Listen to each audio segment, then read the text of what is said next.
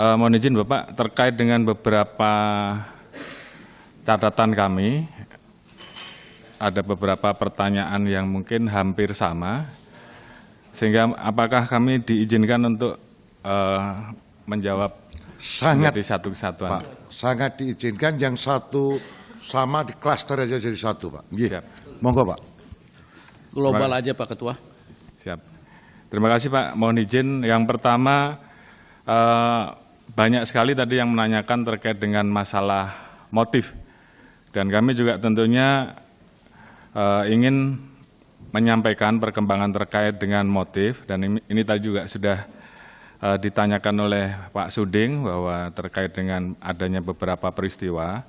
Namun demikian, tadi kita sampaikan bahwa memang ada satu pemeriksaan yang memang kita tunggu untuk memastikan motif, khususnya pemeriksaan terhadap Ibu PC besok, sehingga saat ini kami sampaikan bahwa motif ini dipicu adanya laporan dari Ibu PC terkait dengan masalah-masalah yang terkait dengan masalah kesusilaan. Jadi mungkin ini juga untuk menjawab bahwa isunya antara pelecehan ataupun perselingkuhan ini sedang kami dalami.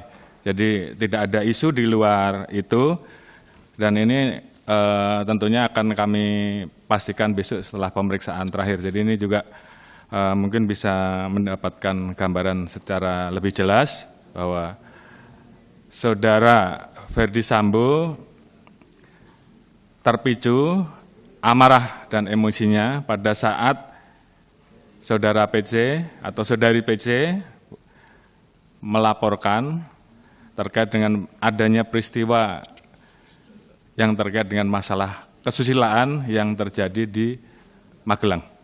Jadi mungkin itu sementara yang bisa saya sampaikan. Kemudian yang kedua, Pak, terkait dengan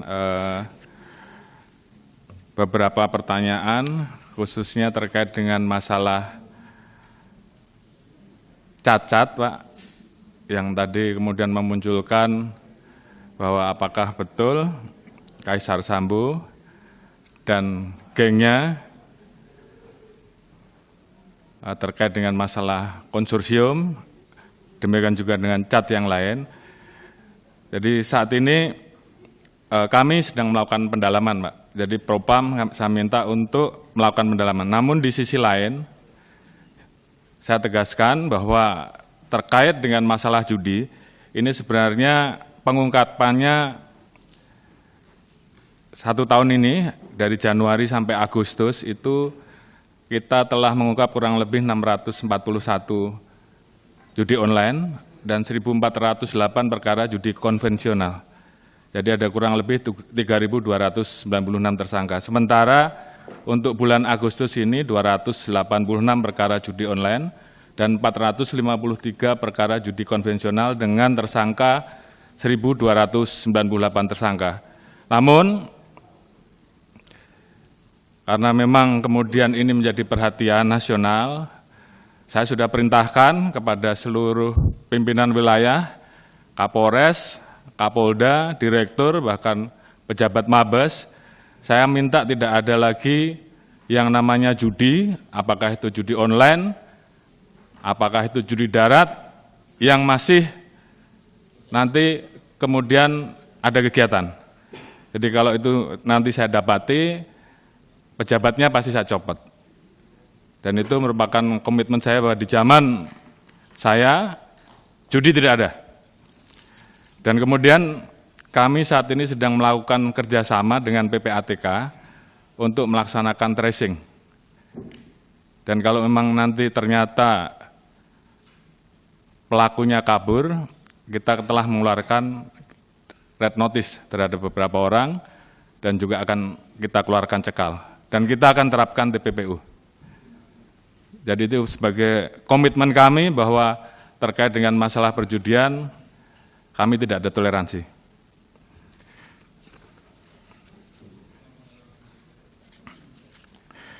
Mohon izin, selanjutnya tentunya tadi ada beberapa pertanyaan terkait dengan bagaimana ke depan terkait dengan masalah penyelesaian kasus FS ini.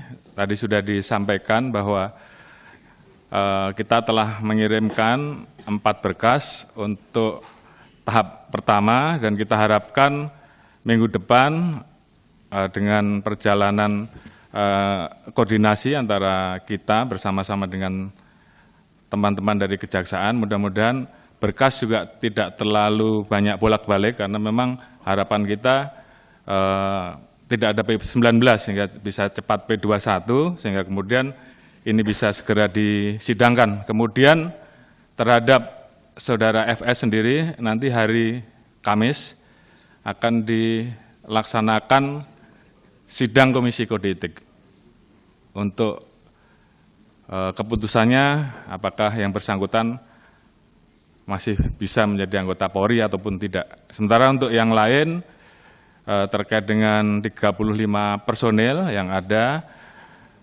dari 97 yang kita periksa, tentunya tidak semuanya kemudian menjadi terduga pelanggar kode etik, ada juga yang menjadi saksi, namun dari yang 35 itu tentunya nanti akan kami pilah-pilah sesuai dengan saran dari bapak-bapak dan ibu-ibu terkait bobot perannya masing-masing. Apakah yang bersangkutan ini di bawah tekanan ataukah mereka tidak tahu bahwa yang mereka lakukan itu merupakan bagian dari skenario atau bahkan mereka ikut di dalam skenario.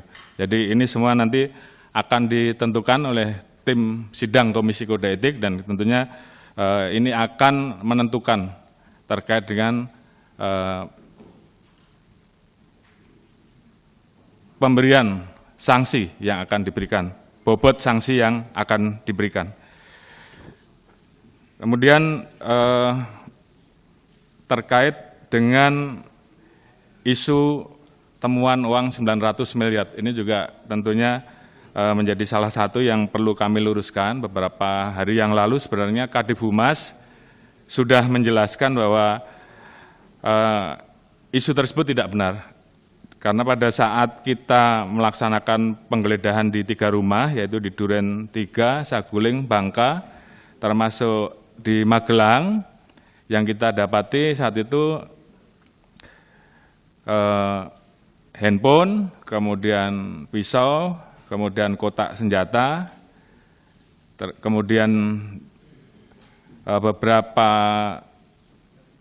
buku laporan M-Banking, sehingga terkait dengan uang 900 miliar tersebut kami nyatakan tidak ada. Dan setelah kami dalami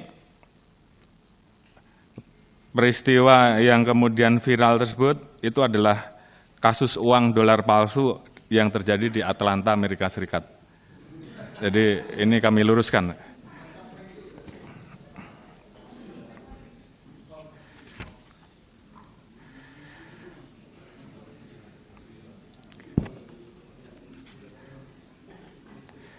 Kemudian beberapa pertanyaan terkait dengan KM 50, ini juga saat ini sudah berproses di pengadilan, memang sudah ada keputusan dan kita lihat juga jaksa saat ini sedang mengajukan banding terhadap kasus tersebut, sehingga tentunya kami juga menunggu.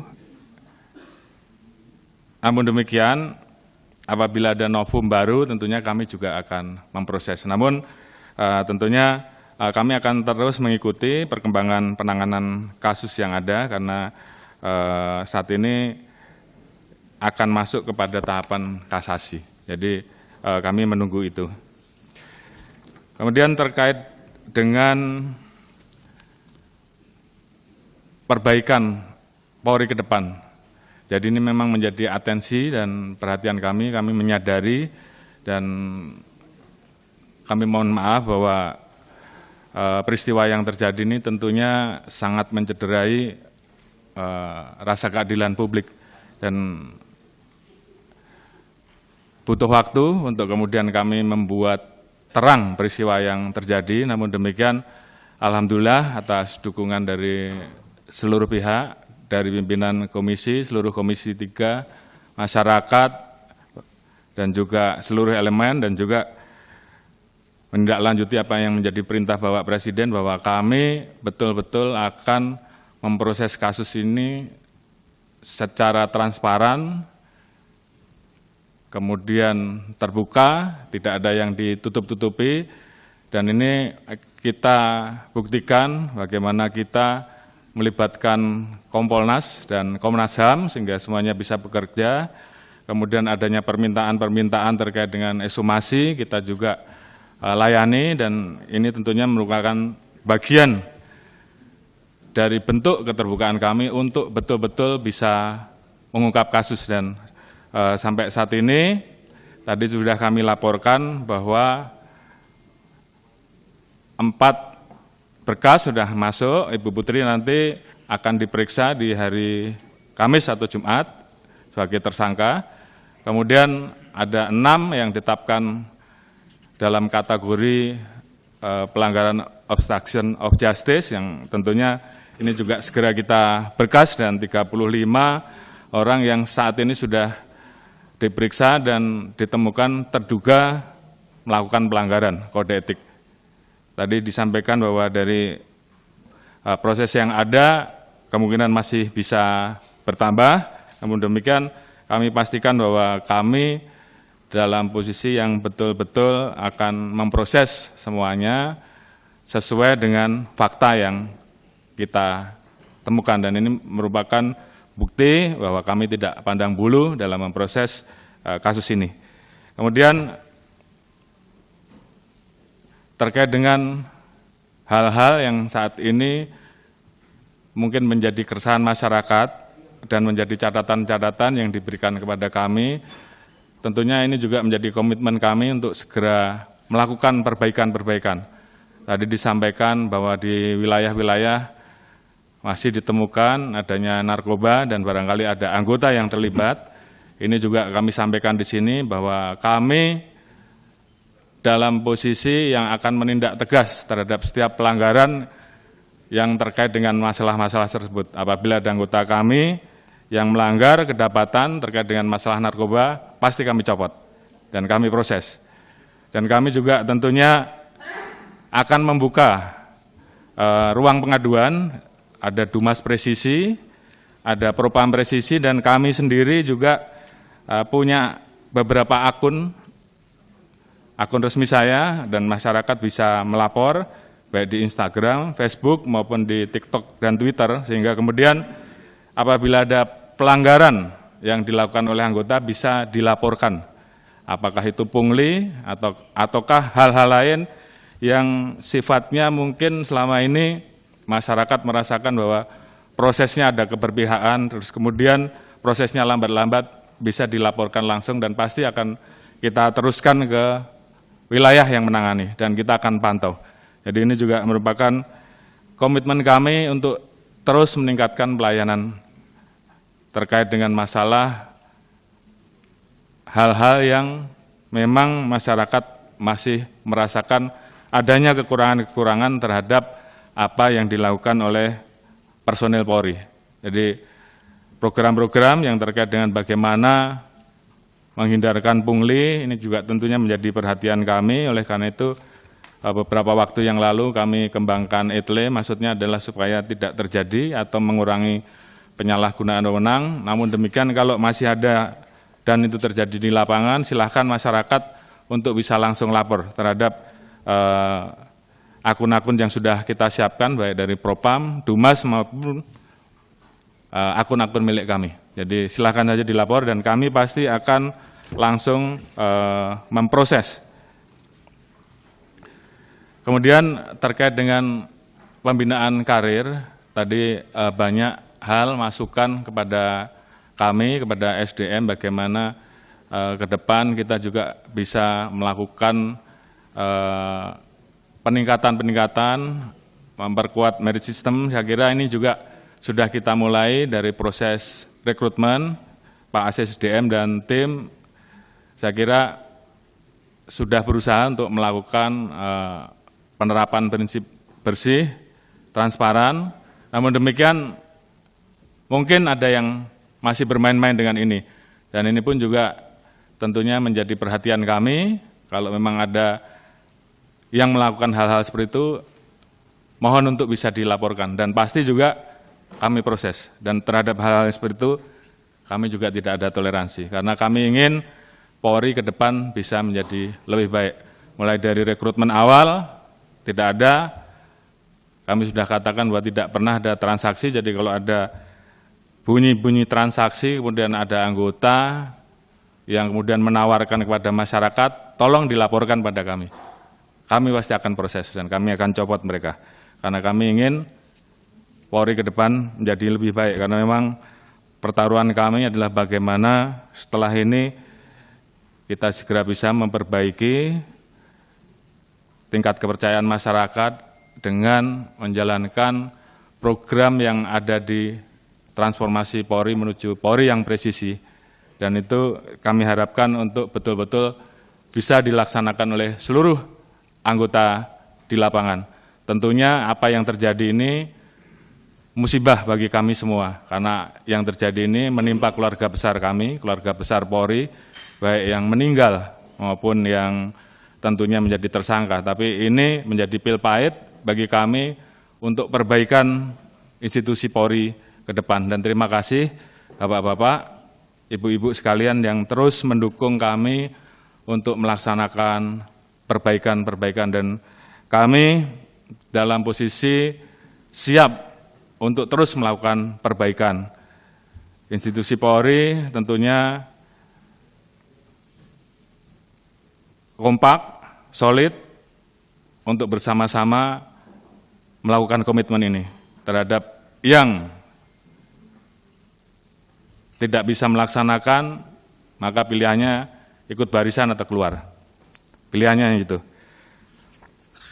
Kemudian terkait dengan Babin Kaptimas, terima kasih Pak Hinca, tadi kami mendapatkan perhatian Ibu, terima kasih juga. Mudah-mudahan ini bisa menjadi role model, walaupun kami memang ingin bahwa ke depan pendekatan kami adalah pendekatan untuk memperkuat Harkamtibmas, di mana pola-pola pendekatan, pola-pola soft approach itu menjadi salah satu yang kami prioritaskan. Walaupun tentunya penegakan hukum tetap harus kita lakukan, khususnya terhadap kejahatan-kejahatan yang meresahkan masyarakat, kejahatan-kejahatan yang mengakibatkan kerugian bagi masyarakat banyak, itu tentunya menjadi perhatian kami. Beberapa waktu yang lalu kami sering ditanyakan terkait dengan masalah investasi bodong, dan tentunya beberapa sudah kita ungkap terhadap hal seperti ini. Tentunya apabila ada hambatan-hambatan atau kendala, tentunya ini akan terus kita perbaiki. Namun kami tetap komit untuk menyelesaikan hal-hal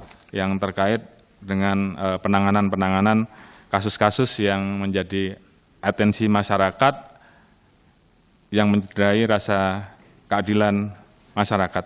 Kemudian terkait dengan pola hedonis, terima kasih Pak, bahwa kami mendapatkan masukan, dan ini sebenarnya kami juga sudah mengeluarkan Perkap dan juga STR dari Propam terkait dengan masalah hedonis ini. Dan saya kira terhadap hal yang seperti ini, tolong Pak kami diinfokan, karena memang ini sudah diatur bahwa kalau pola-pola ini masih dilakukan, kita sudah punya aturannya dan mereka bisa kita proses di dalam peraturan kami terkait dengan pelanggaran terhadap ketentuan-ketentuan yang memang kita atur. Jadi memang ini juga terus dilakukan oleh Propam untuk melaksanakan patroli setiap hari, karena kita juga sering mendapatkan masukan terkait dengan masalah-masalah seperti ini, dan hal-hal tersebut langsung kami proses. Namun demikian, kami tidak mungkin mengawasi sendiri, kami juga butuh masukan dari masyarakat, dan terhadap informasi-informasi tersebut tentunya kami akan tindak lanjuti. Dan terima kasih apabila memang ada laporan-laporan, artinya kami merasa bahwa masyarakat mencintai institusi Polri dan ingin agar Polri bisa menjadi baik. Tentunya hal-hal tersebut yang akan menjadi atensi kami ke depan. Kemudian upaya-upaya yang telah kami lakukan selama ini untuk bagaimana hal-hal yang bersifat transformasi kultural ini juga menjadi perhatian kami, dan ini sudah kami tekankan kepada seluruh jajaran bagaimana seorang pemimpin harus betul-betul bisa menjadi teladan. Seorang pemimpin harus bisa melayani. Pemimpin harus memperhatikan anak buahnya, mau mengingatkan anak buahnya, termasuk tentunya kewajiban kita untuk mengingatkan diri kita sendiri. Sehingga dengan saling mengingatkan, harapan kita sama-sama bisa menjaga agar tidak terjadi perbuatan-perbuatan yang sifatnya menyimpang. Jadi hal-hal tersebut tentunya menjadi hal-hal yang terus kita tanamkan, 3 kompetensi, leadership, kompetensi teknis, dan kompetensi etika, tentunya menjadi salah satu yang terus kita kembangkan, mulai dari pendidikan yang terendah, pendidikan pembentukan, pendidikan pengembangan, sampai pendidikan tertinggi. Namun di dalam kesehariannya saya minta seluruh jajaran melaksanakan ini. Jadi ini tentunya menjadi komitmen kami, dan mudah-mudahan ini bukan hanya pencitraan, tetapi betul-betul bisa kami laksanakan. Kami menyadari bahwa banyak anggota yang tentunya melakukan pelanggaran, apalagi di peristiwa ini yang tentunya ini membuat anggota-anggota kami di lapangan tentunya menjadi galau. Namun kami yakin bahwa masih banyak anggota kami yang mampu untuk berbuat baik, dan tentunya kami dorong kepada seluruh anggota di lapangan, bagi kalian yang sudah berbuat baik, terus bersemangat, karena institusi Polri ini sampai kapanpun harus kita jaga. Kemudian tentunya terkait dengan upaya-upaya kami untuk terus memperbaiki, sebenarnya di dalam perpol kami itu kita juga melakukan perubahan-perubahan untuk bisa mengikuti apa yang menjadi keinginan masyarakat. Sebagai contoh, beberapa waktu yang lalu terkait dengan kasus Brotoseno yang muncul, kami kemudian mencoba merubah perpol sehingga kita bisa melakukan peninjauan kembali terhadap peristiwa-peristiwa yang mencederai rasa keadilan masyarakat, sehingga kemudian kasus Brotoseno bisa kita sidangkan kembali, dan saat ini sudah kita laksanakan PTDH. Jadi hal-hal tersebut tentunya menjadi beberapa langkah dan upaya kami untuk terus melakukan perbaikan terhadap institusi Polri. Mungkin beberapa hal tersebut Bapak, mungkin kalau masih ada yang kami belum jawab, barangkali nanti bisa ditanyakan. Namun demikian, terima kasih atas dukungan, khususnya dari Komisi 3 yang telah menjaga, mensupport kami, mengingatkan kami, dan juga mendukung kami. Dan ini bagi kami menjadi energi untuk semangat baru kami menghadapi situasi yang ada, supaya kami bisa segera memperbaiki apa yang menjadi kewajiban kami. Citra Polri, marwah Polri harus kami jaga, dan harapan kami semakin ke depan kita bisa memberikan pelayanan yang lebih baik, kita bisa menjadi polisi yang tegas, humanis, dan harapan kami dengan demikian kami bisa dekat dan dicintai masyarakat. Mungkin itu Pak yang bisa kami sampaikan. Terima kasih. Wassalamualaikum warahmatullahi wabarakatuh.